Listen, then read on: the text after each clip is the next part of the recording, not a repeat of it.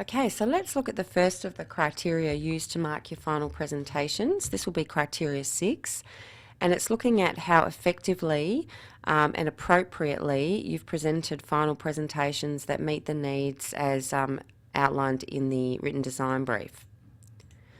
As with all the other presentations, we'll now put up the rubric up on screen. You can see the description up here on the left. So criteria 6 is about producing 2 final visual communication presentations that demonstrate effective visual communication appropriate to the brief.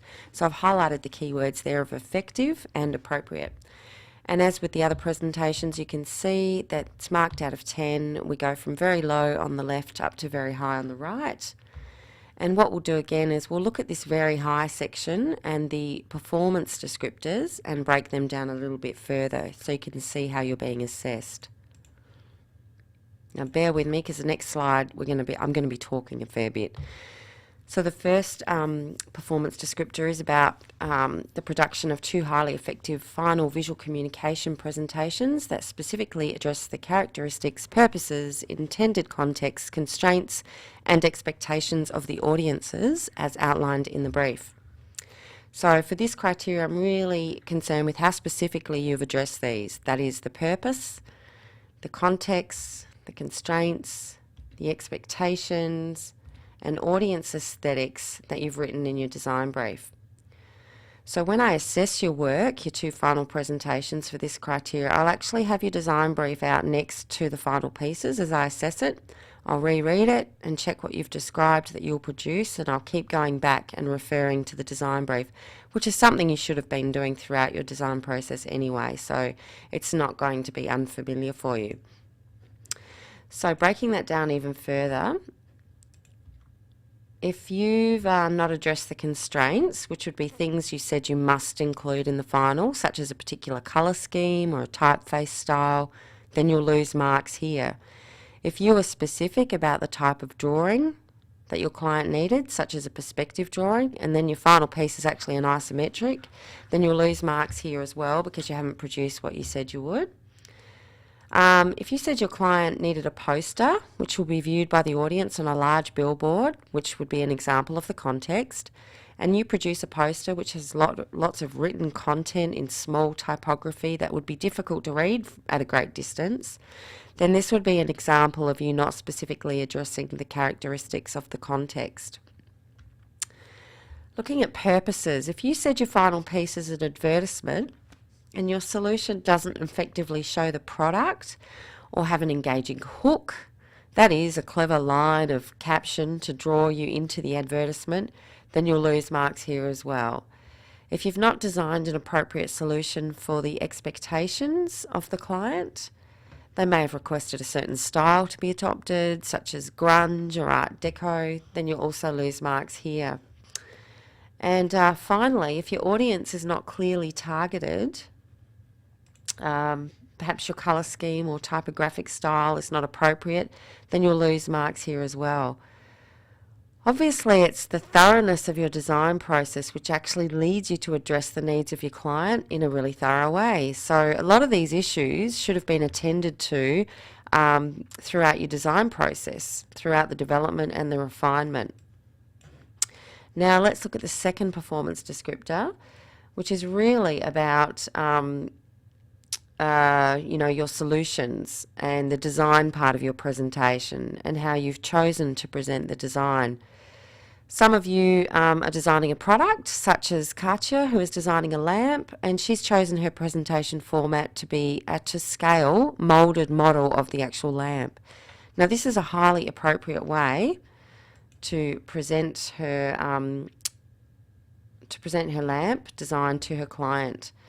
Another appropriate way might be an orthogonal drawing and a to scale fully rendered colour model showing the lamp in context on a table in an interior setting. A logo design would best be presented across a few different presentation formats, perhaps as a standalone on an A5 sheet of paper, just simply on a white background, and then it can be applied on a business card in context, or on the masthead of a web page, or the letterhead for stationery. So this would be, an appropriate way to present the design for a logo. I hope that bit's made sense. Now what we're going to do is look at an example of one final presentation, and you've seen this one before in previous presentations. So again, this is of Mimi's yoga class advertisement. So the presentation format is an A3 poster. The original poster was printed on a heavy matte card sort of stock. And now what we're going to do is we're going to look at her design brief in detail and see how well she's actually met the requirements of the brief against criteria 6. So just bear with me, and I'll pull up her design brief here, and this actually describes Mimi's audience in detail. So what can we see here? People reside in the Melbourne CBD. It's a multicultural district. The main languages spoken include Mandarin, Cantonese and Indonesian. The target audience is therefore young adults, generally aged between the ages of 20 and 24, who have a medium to high socioeconomic income. There's an equal balance of female and male, who collectively share a strong interest in easy, affordable and enjoyable health services.